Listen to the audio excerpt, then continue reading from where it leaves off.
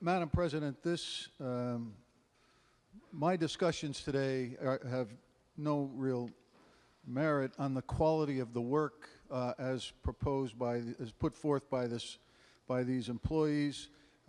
My objection to this wage package increase is overall for the state of Connecticut. The former Secretary of OPM has argued about the state's inability to pay.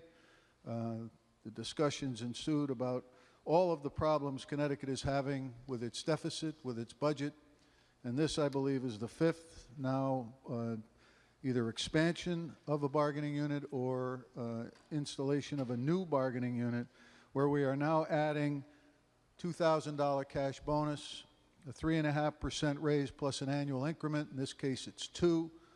The others were 3.1 or 3, and I understand there may be more coming with regard to being at 3 for 2 years. We have a situation that we need to get under control, and adding more people to the payroll is not really the way to solve the problem with regard to the issues that we have moving forward in pension. I'd like to specifically mention that the Undersecretary for Labor Relations, in her comments before the committee, made the comment that the ability of the employer to pay this conservative increase pay is minimal when the state's budget is considered as a whole. And I take particular exception to that comment, Madam President, as we move forward with this budget process.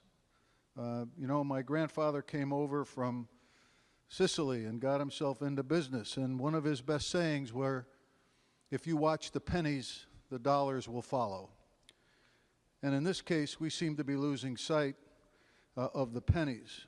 And I bring to the Circle's attention a memo from the current Office of Secretary, the current Secretary of OPM, with regard to what is on the horizon for these pay increases. And it looks like we'll be adding another 1,039 employees that will be coming forward as a list of bargaining contracts anticipated to be submitted to the General Assembly.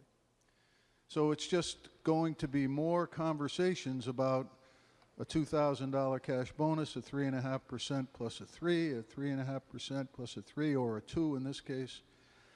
And I just find it difficult to be able to vote in favor for this when we're having such trouble putting our budgets together and managing our pension capabilities to pay for that moving forward.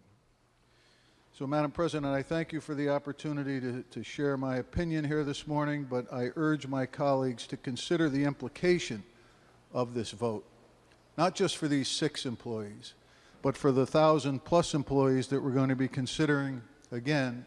And then what is the compounding benefit and the compounding cost of this as we move forward if we keep adding and adding and adding? So thank you very much, Madam President. Thank you to the Senator for her answers, and I urge rejection. Thank you, Senator.